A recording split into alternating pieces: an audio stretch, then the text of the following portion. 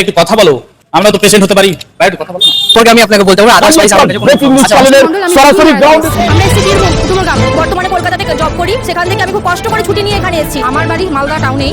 মুস্কান পারভিন। আমি এই মুহূর্তের বড় একটি স্ক্যাম মালদহ জেলার কালিয়াচক সুজাপুর থেকে নাম জড়াচ্ছে এমএমএইচ মালদা মিশন হসপিটাল সম্পর্কিত বিষয়ে। আজ পর্যন্ত যত সমস্ত কেলেঙ্কারি, তার মধ্যে অন্যতম বড় মাপের এই সেই কেলেঙ্কারি বেশ কয়েক বছর ধরে চলছে। এই কেলেঙ্কারির ফাঁদে কয়েক হাজার যুবক যুবতী কিভাবে হলো এত বড় কেলেঙ্কারি, বিভিন্ন চ্যানেলে খবর প্রকাশ করা হয়েছে। আজ মালদা মিশন হসপিটাল থেকে কি বলছে তারা। এলাকা ভর্তি পুলিশ, সমাজ ভর্তি প্রশাসন, সমাজকর্মী, সোশ্যাল অ্যাক্টিভিস্ট, নেতৃত্ব স্থানীয় ব্যক্তিত্বরা থাকা সত্ত্বেও আজ এত বড় মাপের কেলেঙ্কারি। This time is so very big breaking news. চলুন আমরা এবার কথা বলবো মালদা মিশন হসপিটালের গ্রাউন্ডে যারা রয়েছেন তারা কি বলছেন। এই মুহূর্তে আপনারা দেখছেন Kaliachak breaking news, the Indian ground report expert. কতদিন থেকে আপনি কাজ করছেন?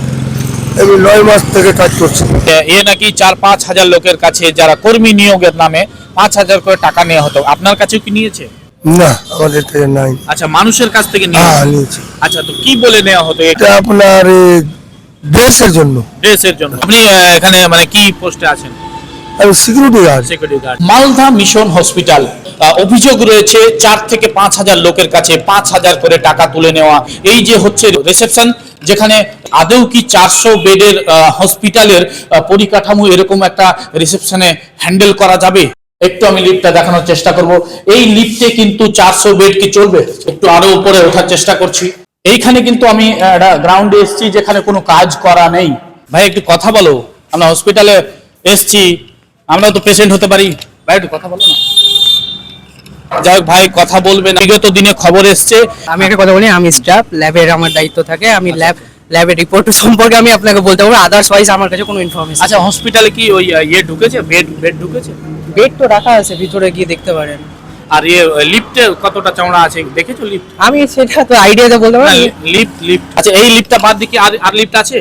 আমার তো জানা নেই, আর একটাই আছে। প্রশাসনের নজরে নিয়ে আসার চেষ্টা করছি, যদি আদৌ সত্যি থাকে তাহলে প্রশাসন যাচাই করুক। বেশ কয়েক বছর ধরে মালদা মিশন হসপিটাল এমএমএইচ, যেটি একটি বেসরকারি স্বাস্থ্য প্রতিষ্ঠান, এখনো সম্পূর্ণ রূপে গঠিত হতে পারেনি। সেই হসপিটালে চাকরি দিব বলে কয়েক হাজার যুবক যুবতীর কাছ থেকে টাকা নেওয়া হয় ড্রেস বানিয়ে দিবে বলে। সেই ড্রেসের খরচ স্বরূপ নেওয়া হয়েছে মিনিমাম 5,000 টাকা। তার উপরে আমরা শুনতে পাচ্ছি, তবে 5,000 টাকাটা বেশি করে শুনতে পাচ্ছি।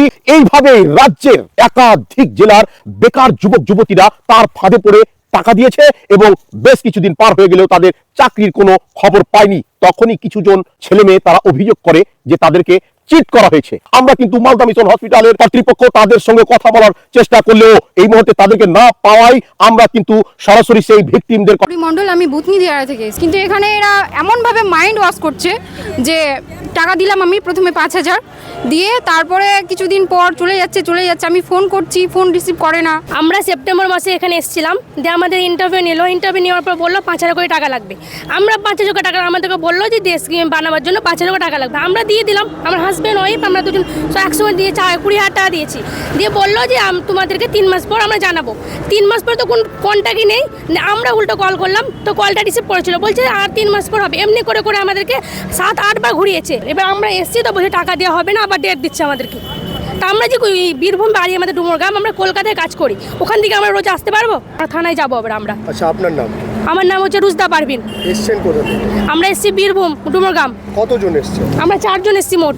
মানে 4 জনই টাকা দিয়েছে? 4 জনই টাকা দিয়েছি আমরা। খবরটা কি করে পেয়েছিলেন? আমরা ফেসবুক থেকে পেয়েছিলাম। কি বলা হয়েছিল? বলা হয়েছিল যে নাকি আপনার ইসিবি অনেকগুলোই পাঠিয়েছিল, তো বলেছিল যে কাজে নিয়ে নিবে, অনেক রকম স্টাফ বলেছিল নিবে। আমরা ওইখান দিয়ে কল করেছি। আমি শাহনাজ পারভিন, আমার বাড়ি বীরভূম। আমি বর্তমানে কলকাতাতে জব করি, সেখান থেকে আমি খুব কষ্ট করে ছুটি নিয়ে এখানে এসেছি। এখানে আমি আগস্ট মাসে 5,000 টাকা জমা করেছিলাম। ড্রেসের মারফতে আমাকে 5,000 টাকা নিয়েছিলেন এনারা। তারপর বলেছিল কাজ দেবো করে আজ 6 মাস পেরিয়ে গেছে, কিন্তু এখন আমি কোনো কাজের আশ্বাস পাইনি। আমি এই মালদা মিশন হসপিটালে যে কর্তৃপক্ষ, ওনাদের কাছ থেকে আমি 5,000 টাকা ফেরত চাই। আপনি কি পারপাসে দিয়েছিলেন? আমি জিএনএম স্টাফ নার্স হিসাবে দিয়েছিলাম। টাকাটা আপনি কিভাবে দিয়েছিলেন? কিভাবে দিয়েছি? মানে ক্যাশ দিয়েছিলেন? হ্যাঁ, ক্যাশ দিয়েছি আমি। হ্যাঁ, দিয়েছি। আপনাকে রসিদ? হ্যাঁ, দিয়েছে। মানে রসিদ? হ্যাঁ, দিয়েছে। হ্যাঁ, আছে। আপনাকে না দেয় আপনি কি করবেন? আমার না দিলে আমি আইনি পদক্ষেপ নেব। আমি আর কোনো কথাই শুনবো না, আমি কাজ চাই না। আমি আমার টাকা চাই। আমি এবং আমার হাজব্যান্ড দুজনেই সিলেক্টেড ছিলাম, দুজনেই 5,000 করে দিয়েছিলাম। আমাদেরকে ডেকে বলা হয়েছিল আরও 6,500 টাকা করে আমাদেরকে দিতে হবে, এখানে নাকি ট্রেনিং হবে, সেই ট্রেনিংটা এখানে থেকে করতে হবে। আমরা তখনই বলি আমাদের পক্ষে আর কোনো টাকা পয়সা দেওয়া সম্ভব নয়। তখন আমাদের জানানো হয় তাহলে আমরা আপনাদের 5,000 টাকা রিফান্ড করে দেবো যদি আর টাকা না দেন। আমি বললাম তাহলে রিফান্ড করে দিন, তার প্রসেস করুন। তখন ডিসেম্বর থেকে আমরা সেই প্রসেস করছি। জানুয়ারিতে অনেক প্রেশার ক্রিয়েট করার পরেও দেয়নি, ফোনেও অনেক ঝামেলা হয়, তারপরে ফোন ধরা বন্ধ করে। আজকে সকালে আমরা ফোন তুলছে না দীর্ঘদিন ধরে বলে 8 তারিখ লাস্ট ডেট দিয়েছিল, সেটাও হয়ে গেছে ওভার।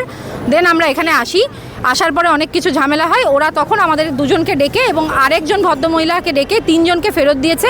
বাকি এতগুলো স্টুডেন্ট, এত ছেলে মেয়ে কাউকে ফেরত দিচ্ছে না। তাহলে ও যাদের ফেরত দিচ্ছে না তাদের কি করা উচিত, আপনার কি মনে হয়? আমার তো মতে এখনো আইনি পদক্ষেপ নেওয়া উচিত এবং আমি আমার টাকা ফেরত পেলেও ওনাদের সাথে এখন থানায় যাচ্ছি একটা রিপোর্ট করার জন্য। আপনার নাম? অন্বেষা চ্যাটার্জি, আপনি এসেছেন কোথা থেকে? মালদা টাউন, গৌড়। আমার নাম মুস্কান পারভিন, আমিও সেই একই পরিবার থেকে বিলংস করছি। আমিও অনেক দিন আগে আগস্ট মাসে টাকা দিয়েছি এখানে কাজের জন্য, স্টাফ নার্সের হিসেবে। আমিও বীরভূম থেকে এসেছি। আপনি বীরভূমের কি চাইছেন? আমিও আমার টাকা সম্পূর্ণ ফেরত চাইছি। আর যদি ফেরত না দেয় কি করবেন? ফেরত না দিলেও আমি আইনি ব্যবস্থা নিতে রাজি আছি। আপনার নামটা? মুস্কান পারভিন, মদিপুর থেকে এসেছি। আপনি কত টাকা দিয়েছেন? 11,500 কি বলে টাকা নিয়েছিল আপনার কাছে? ইন্স্যুরেন্স নার্স বলে দিয়েছিলাম। এখন কি বলছে? এখন বলছে কি টাকা আজকাল ঘোরাচ্ছে, ডেট দিচ্ছে, টাকা দিচ্ছে না। এত বড় একটা মিশন হসপিটালের নাম দিয়ে বাইরের সব লোকজনের কাছে টাকা নিয়ে ভৌতাবাজি করা এটা ঠিক নয়। সুজাপুরকে ভাবে দুর্নাম করেছে, তার জন্য তার একটা শাস্তি হওয়া দরকার। কেন বাইরের লোকে এসে সুজাপুরের একটা বদনাম করবে? আমার নাম MD Abdul Momen, DMLT technician. আমাদের সমাজে যখন বেকারত্বের জ্বালা, আর সেই জ্বালাকে ঘুচাতে অসহায় যুবক যুবতীদের যে একটা আপ্রাণ চেষ্টা, আর সেই চেষ্টাকে কাজে লাগিয়েছে এই প্রতারকরা দীর্ঘ দিন থেকে চলে আসা সেই কেলেঙ্কারি।